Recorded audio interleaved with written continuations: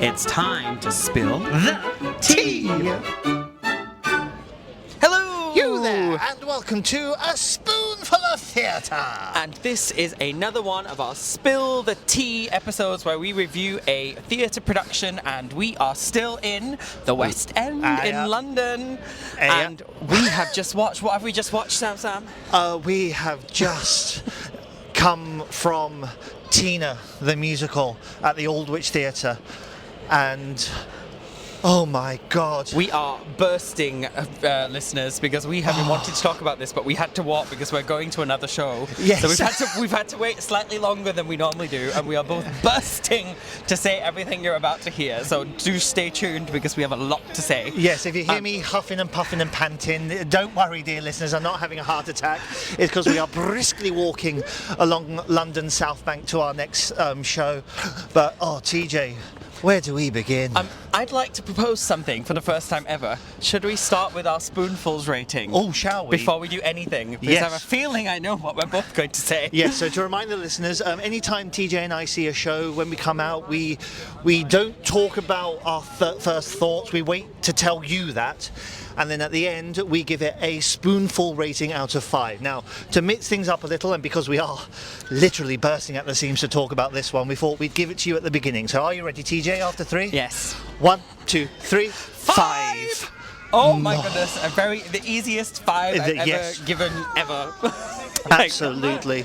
I have to tell you, TJ, this is one of the best shows I've seen in my life. I agree. It was just phenomenal. I couldn't agree more. And now you don't know much of the story of Tina Turner, do you? I knew nothing actually. I just knew her music. Now, I grew up because there was a movie way in the early 90s featuring Angela Bassett and Lawrence Fishburne. My sisters were obsessed with this movie, and I remember watching it as a kid. Shouldn't have watched it as a kid because of the themes, but nevertheless I did. So I knew a lot of the story, and the show tackled the story so well, and the cast. In all its aspects, particularly Tina, Zoe Burkett, you deserve every award going, love. I honestly think Zoe Burkett is probably, what she just did on that stage was the strongest musical theatre performance I think I've probably ever seen. And I think I've seen a bloody lot of musicals. Yes, you have. And the way she commanded that stage and embodied that role, and it was, the singing was perfection, the acting was perfect. Because usually, I mean, especially in a jukebox, especially somebody who needs to embody a character like Tina, they're very good at the singing, but maybe the acting's a bit weaker, or might not be as dancey, might not look like the character. Yes. Oh my God, she had everything. She did. Absolutely 100% everything. She was channeling Tina in every aspect, the physicality, the articulation, the pronunciation. And bearing in mind, Zoe Burkett's from Durham. Yes. But on that stage, she was Tina. And I think my big takeaway, as I'm processing it, I think it's now within my top 3 theatrical experiences I've ever had. As I say, one of the best I've ever seen in my life. I'm like, I wanted to say one of the top, but it's definitely in the top 3. And I think it's because my top 3 have all been so good that that's now living in my top 3. And I don't know about you, how are you feeling before we went to watch this? Because to be honest, I've known it's been on a few years now. Yes, 2018. I've always gone, Tina's on, okay. Like, I like Tina Turner's music, but not sure about watching that jukebox. So I was really like, I'm in awe in whether I've actually wanted to watch it. Oh my God, why have I waited so long? Yes, I agree with you there. For me, it was, I want to go and see that. I want to go and see that. And because you and I tend to have short stints in London, there tends to be other shows that, oh no, we must go see that. Oh no, we must go see that. You and I were talking yesterday, what should we go and see? And we were walking through the West End, and we can go and see that. We can go and see that. And what did it for us was that not a lot of shows were doing matinees today. Yes. And then you spotted, oh, Tina's doing a matinee, shall we do it? And yeah, all right, then let's go do it. And we were quite casual about it, weren't Yes. we? We weren't saying, oh, we must go see it, we must go see it. And thank God we did. Absolutely. Oh, no, I genuinely loved it. Okay, shall we get into the nitty-gritty of the show? Although I can just gush about it for the next 10 minutes, but it might be a boring podcast. Let's start with the vocals. Oh, that's an easy start. Gosh, the singing. Like, I mean, you know me, I love a belt. And You do a belt. anyone listening that knows me, I love a belt. Oh, that show just had belts every few seconds. Belts for days. And all of them, because it wasn't, I mean, Zoe, obviously, you know, she I'd say she was singing like 60% of the show. Yes. But even everybody else that sang, and, you know, the numbers that other people took on, oh gosh, they were amazing.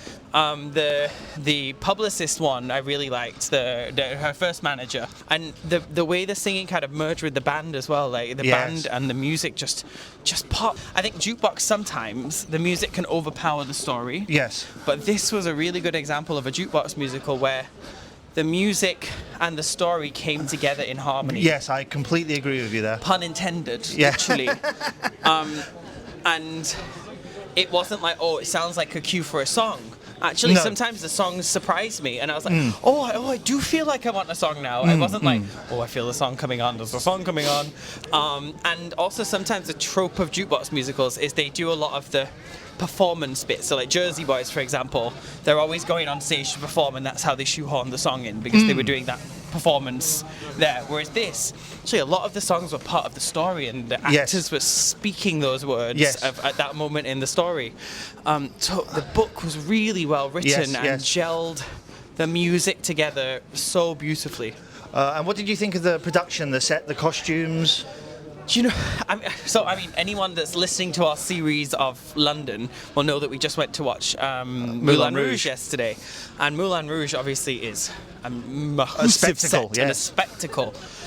This just shows, actually, if you have a good show A good story. and a good story, spectacle is empty without a show and a good story, without this quality of the show.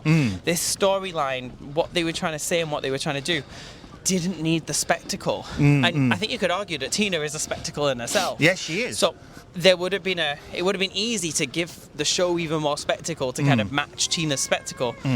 But actually what they did was quite stripped back. Yes. So you were so focused on Tina herself. Yes, yes. It was just really simple how they used those little trap doors. And actually, at one point, I did have a laugh because there's the kind of old trope in, especially like amateur theatre, where they bring on a door. You know, like a door rolls on. So what happens, ladies and gentlemen, is there's two trap doors that come up, and it's basically like a wall of a different building or a recording studio, and then a door. And that door kept popping in every few Yes, scenes. it did. And it would be a different style door. Yes. And in Amdram circles, often we laugh at the, someone coming in that, but they used it really effectively, and it was a really effective use of changing space and time, but without being too flashy. But then, we went easily from a hospital room to a bedroom to a stage. Yes. But it was still, I mean, it wasn't a simple set. Like that, there was a lot of technology going yes, on. there was, certainly. But it didn't overpower the show for me. What did you think, Sam? I completely agree with you. It was simplistic. Not simplistic. That has the wrong connotation. It was simpler, but it didn't need to be glitz and glam and a spectacle, because, as you say, the story and the character is the spectacle themselves. Now, with a show about a single person, it's very easy for that person to steal the show. You expect it. But what did you think of the other cast? Oh, I think every single person was amazing in the show. Honestly, like the ensemble really was so tight with everything. And the singing, the dancing, the acting as well. Yes. Everyone together kind of really came together to lift it up. The kids in the show were amazing. Oh, they were. My gosh, the little Tina today, gosh, she was belting her head off. Yes. She was amazing. Yes, of course, we're Zoe's #1 fans now after the show. But, the story would be nothing without a strong cast supporting her as well. No, oh yes, the one I wouldn't say looking forward to seeing, but the one that I was keenly waiting to see was Ike, because he factors in majorly in the trauma of Tina Turner's life. I'm not going to say tragedy, because it certainly was not a tragedy, but in the trauma of Tina Turner's life. So seeing how Ike was portrayed was going to be a keen factor for me. And we got the swing tonight, and he did a really, really good job. He did. Bless, he got booed at the back. Yeah, but that's the character. That's the character that got booed, not the actor. No, of course not. Audiences do need to remember that when the actor comes out to take a bow, yes, it's not pantomime. Yes. But I think he knows. He knows that it's the character, not him. Yes. He was amazing. Now, who would you say this musical's for, TJ? Quite a lot of the time with jukebox musicals, you have to love the music of Tina Turner, or you have to love the music of ABBA, or you love the music of Queen, or whoever it is. I actually think anybody would engage with this story because the story was so compelling. Yes, it was. A story of overcoming the odds and having, struggles and hard life. And we often talk about on this podcast when we're talking about musicals, if you're not a musical theatre person, don't come to this. I actually think a non-musical theatre person would love this because it actually is one of those that can bridge boundaries between non-musical theatre people and musical theatre people, because her story is so compelling. Yes. Most people would probably like Tina Turner songs. Yes. They were encapsulated so much into the story that, to be honest, a lot of the time it wasn't necessarily always about the song. Yes. It was the words of the song were telling the story, like the book, rather than just singing a song, which I loved. That was amazing. What about you, Sam? Who do you think the musical's for? Well, I couldn't help but notice that a lot of people in the audience were older, middle-aged, shall we say. Yes. But that's to be expected, because it would be music that they grew up with. So my mum would love this show. My sisters would certainly love this show. I think my brother would enjoy this show as well. Yeah. But there were a lot of young people in the audience as well. And the orchestrations of the music, certainly those big numbers like Proud Mary, like Simply the Best, you could not help but be sucked into the energy and the beat of the scene and of the song. So I agree with you. I think it is for everybody. And I'd be very interested for our listeners, especially listeners in Singapore, whether this is even something that's popped up on your radar. Because there's so many things in London, that people nose on in London and go, "Oh, I'd like to see that." Yes. I would hazard a guess that this is something that's actually gone over most people's heads, and Maybe. they're like, "Why are they reviewing this?" And please, if you come to London, go and watch this show. It was amazing. I know I'm easy to please, but if you know TJ, ladies and gentlemen, you know he's not difficult to please, but he does keep a critical eye on things. Easily. No, you don't gush easily. And this is our first 5. Is that right? Am I right in saying that? Not my first not your 5. first 5. It's our first 10 overall. Yes. Sorry. Sam's just beating people up as we're walking down the South Bank, ladies and gentlemen. No, it really was a tremendous show, one of the best I've ever seen in my life. I'd love it. Go see it if you're in London. It was wonderful. And I hope Zoe wins all the awards that she possibly can. Because there's a little thing with that. TJ and I were front and centre. We had the luck to be right at the front. And TJ and I were reacting non-stop during the show. Yes. I was sobbing my eyes out by the end of the first act. We waited behind the stage door, and she was there. And she came over to us and said, "Were you two in the front row?" And she said, yeah, we were. I said, what did she say? We were giving her life or something like that? Yes, we were giving her life because especially you were very, very physical with your reactions, like hand over your mouth and everything. Anyways, Zoe's our new best friend. Hi, Zoe, if you're listening. We hope you're listening. You were wonderful, darling, and all the best for the award that you must get. I can't put it any other way. You must get that award. Anyway, love, my tea's gone cold. My And fingers I'm are freezing. because it's so cold down the south And we bank. better zhuzh on to the theatre. So, Yes. so from us, cheerio, we'll be back soon.